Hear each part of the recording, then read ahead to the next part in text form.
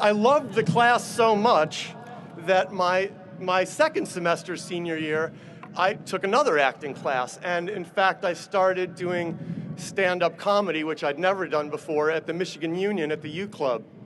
So that by the time I was sitting where you guys are today with my CS degree, I had offers from 3 technology companies to go work for them as a programmer, but I decided instead that what I would do is move to Chicago, try to get into the improv comedy group Second City, and go on from there to Saturday Night Live and ultimate fame and glory.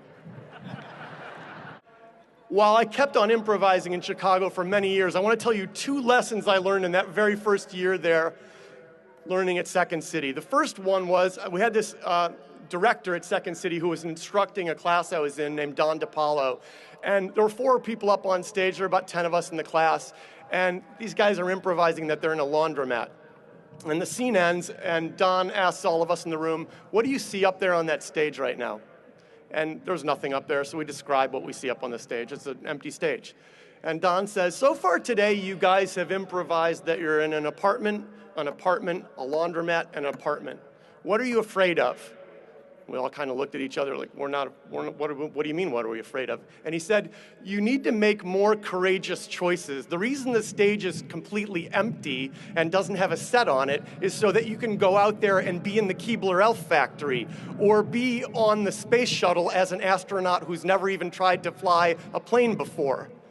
Make bigger choices, take courageous risks. And a few months later, I was studying at Second City with another legendary director there, Martin DeMott, and Steve Carell was out on stage. Steve and I were on the same group, and he was improvising something, and I was backstage, and I thought of this amazing line. And I thought, I gotta go out there and get into the scene, and I'm gonna get this line out. And so I enter the stage, and I try to start moving the scene in the direction of what I wanted to say, and Martin stops the scene, says, stop, stop. And he says to the whole class, but really he's talking to me, he says, you can't plan a script. The beauty of improvisation is you're experiencing it in the moment. If you try to plan what the next line is supposed to be, you're just going to be disappointed when the other people on stage with you don't do or say what you want them to do, and you'll stand there frozen. Be in this moment. And he stopped everyone in the room and said, all of you, right now, be in this moment. Now be here in this moment. Now be here in this moment.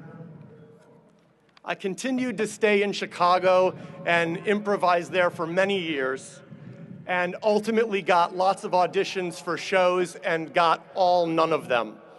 Fortunately, during this time, the internet happened. If there's ever an example of the importance of making bold bets and focusing on what you love, it's Twitter.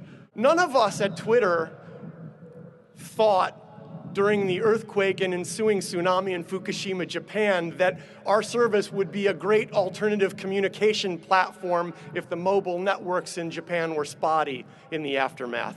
And certainly none of us even hoped, let alone considered, that our platform would be one of those used to organize protests across the Middle East in Tunisia and Iraq and Egypt during the Arab Spring. Here's the amazing thing about what I've observed when I've witnessed all those things. Not only can you not plan the impact you're going to have, you often won't recognize it even while you're having it. And it's always like that. The impact is what others frame for you and the world after it happens. The present is only what you're experiencing and focused on right now. And every so often, my past and present come together. I was invited to this fundraiser at this children's hospital in the Bay Area last year, and Steve Carell was the guest speaker.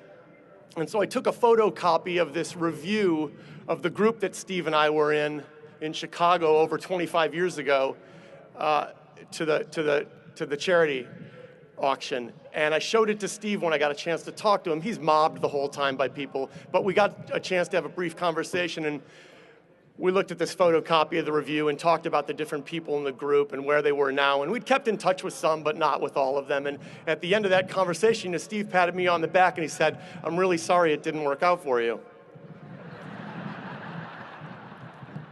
You cannot draw that path looking forward. You cannot draw any of your paths looking forward. But from here on out, you have to switch gears. You are no longer meeting and exceeding expectations. There are no expectations. There's no script. When you're doing what you love to do, you become resilient because that's the habit you create for yourself.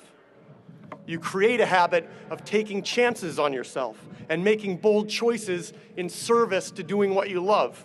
If, on the other hand, you do what you think is expected of you or what you're supposed to do, and things go poorly or chaos ensues, as it surely will, you will look to external sources for what to do next because that will be the habit you've created for yourself.